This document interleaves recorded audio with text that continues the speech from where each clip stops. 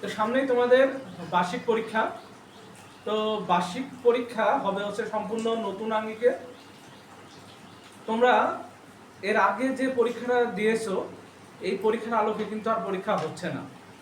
আগে সিস্টেম কেমন ছিল যে একটা নির্দিষ্ট প্রশ্ন অনলাইনে ছাড়া হতো, সেখান থেকে প্রশ্ন ডাউনলোড করে সে আলোকে কি পরীক্ষা দিতে হতো। আসলে সেই পরীক্ষাটা ছিল খুব ভালো ছিল না, তাই না? কারণ অনেকেই পরীক্ষা দেওয়ার আগেই কিন্তু প্রশ্ন পেয়ে যেত, তাই না? সেই প্রশ্ন কেউ খাতায় লিখে নিয়ে যাইতো, কেউ মুখস্থ করে যাইতো, কেউ আর ফোনই নিয়ে যাইতো। ফোন নিয়ে যায় দেখে দেখে পরীক্ষা দিত। এই পরীক্ষা কিন্তু মোটেও ভালো ছিল না। আর এইভাবে কিন্তু ভালো খারাপ কাউকে মূল্যায়ন করাও যেত না। কে ভালো পারে কে খারাপ পারে কিছুই বোঝা যেত না। আবার কি হতো, কিভাবে মার্কিং করা হতো, কাউকে ত্রিভুজ দেওয়া হতো, কাউকে বৃত্ত দেওয়া হতো, কাউকে চতুর্ভুজ দেওয়া হতো। আসলে একজন দেখা যাচ্ছে খুব ভালো পড়াশোনা না করেও ত্রিভুজ পেয়ে যাচ্ছে, তাই না?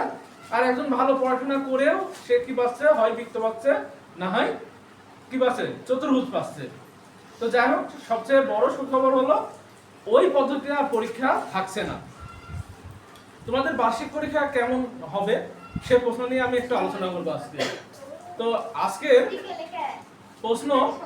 প্রশ্নগুলো হবে এরকম আর কি, যে প্রথম এক কথায় উত্তর দাও, এক কথায় উত্তর দাও। দ্বিতীয় আসবে কি শূন্যস্থান, শূন্যস্থান পূরণ করতে হবে। আর তৃতীয় কিভাবে আসতে পারে, সংক্ষেপ প্রশ্নের উত্তর দাও, তারপরে বর্ণনামূলক অথবা রচনামূলক প্রশ্নের উত্তর দাও। টোটালি তোমাদের পরীক্ষা হবে 70 মার্কের। এখন প্রশ্ন করতে পারো যে বাকি 30 মার্ক কোথায় গেল?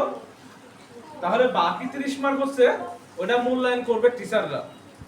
কিভাবে? ক্লাসের উপস্থিতি, ক্লাসের পড়াশোনা, আচার আচরণ, ভদ্রতা দেখে ওই মার্কটা বিশ্লেষণ করা হবে।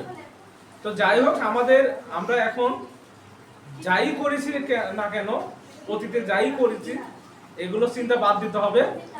বাদ দিয়ে আমাদের কি করতে হবে, এখন পড়াশোনা করতে হবে। কারণ এবার পরীক্ষাটা হবে হচ্ছে আমি যেভাবে বললাম ঠিক ওইভাবে পরীক্ষা হবে। এজন্য আমরা এখন খুবই গুরুত্ব সহকারে পড়াশোনা করব এবং পরীক্ষা ভালো করে দেব, তাই না? কারণ এবার তোমাদের হচ্ছে রোল নাম্বার সিলেক্ট হবে হচ্ছে তোমাদের পরীক্ষার উপরই।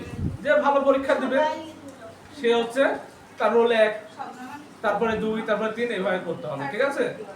তো যাই হোক, আজকে আমি এইটুকুই আলোচনা করলাম। তোমাদের আবার সামনের দিন আরো কোনো বিষয় নিয়ে আলোচনা করব। সে পর্যন্ত তোমরা ভালো থাকবে। ধন্যবাদ।